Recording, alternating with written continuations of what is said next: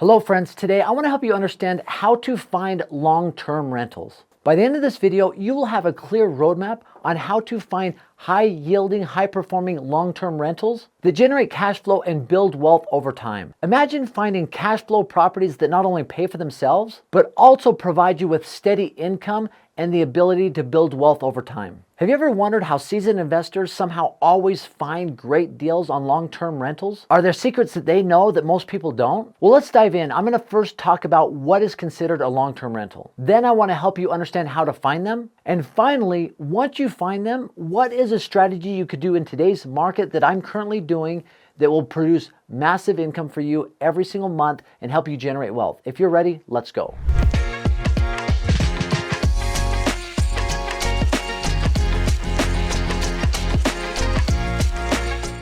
So when you say long-term rental, what does it mean? A long-term rental is typically anything that is rented out over a 12-month period of time. And there's a lot of different things that be classified as a long-term rental. It could be anything from a single-family home to a condo to an apartment unit to a townhome. All those things fall under the umbrella of a long-term rental. You could even go as wild as an accessory dwelling unit in back of somebody's home, maybe a tiny home, or even a tent in somebody's yard. So you can really look to expand your view on what long-term rentals are, but typically it's a brick and mortar building. Long-term rentals are a tried and true strategy that has been around forever. It's always been an amazing way of building wealth and taking advantage of the real estate market. Now here's the power of a long-term rental. Most of the time when people buy a home or a long-term rental, they're buying it out. Let's say that you bought a single family home that's going to be a long-term rental and you paid $300,000. Typically, you're going to finance that, get a loan on it. And you might need to put 10 to 20% down depending on your situation. If it's a second home, less. If it's an investment, more. So you're looking in that scenario to put down $30,000 to $60,000.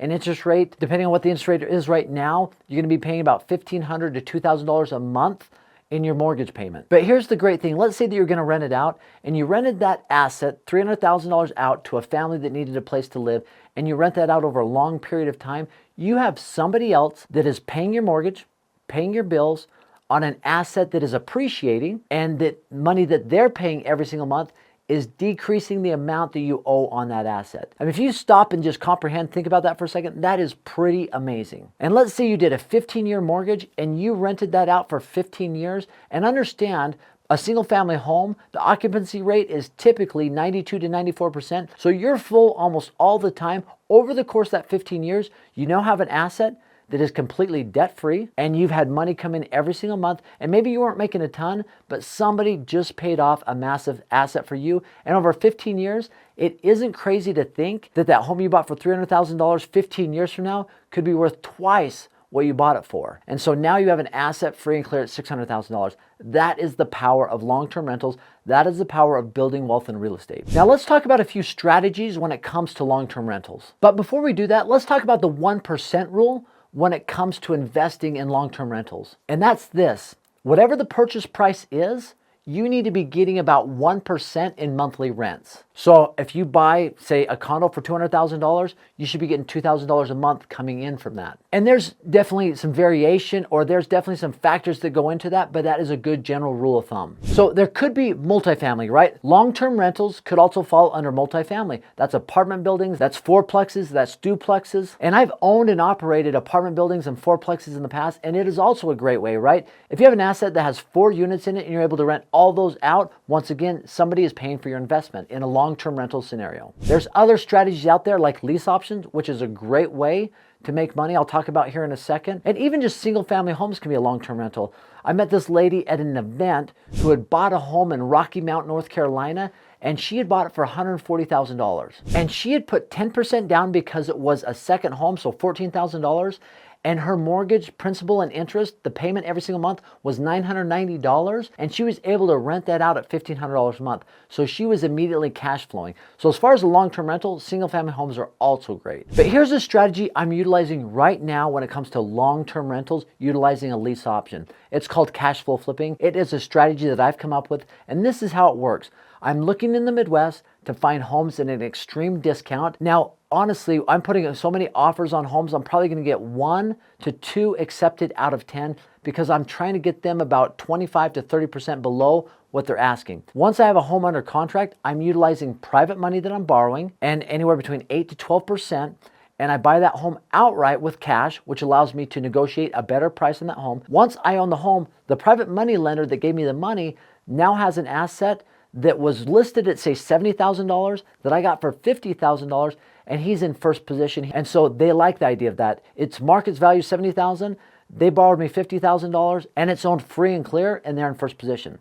Now let's just say worst case scenario, they're charging me 12%. 12% of $50,000 is $6,000 a year or $500 a month. So that's the payment that I make every single month. I'm doing an interest-only payment back to the private money lender. And then at the end of this cash flow flip scenario, I'm going to pay off the balance. I have to pay $500 a month. I go back and I take that property that I just got for $50,000.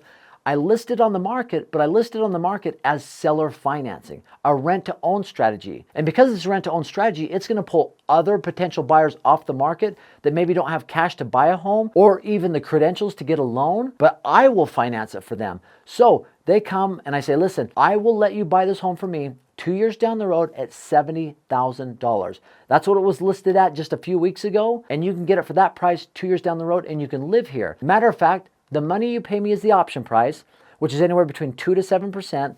Let's just say that it's $2,000. They pay me that money. I can take that property off the market. That gives them the option, that's the option price, the option to buy it from me 2 years down the road. Now, when they do that, I will count that $2,000 they paid me as the option price towards the down payment. And let's say that we negotiate rent as $1,000 a month. And I will count $100 of their rent they're paying me towards the down payment 2 years from now. 2 years down the road, 24 months times 100 is $2,400 plus a $2,000 option price. They now have a baked in $4,400 to utilize as their down payment. And when they do that and they close on that property, they're buying it from me for $70,000, right? Their down payment's already baked in. They might have to come up with a little bit more. All of a sudden I get that $70,000. I pay $50,000 to my private money lender. I pocket $20,000.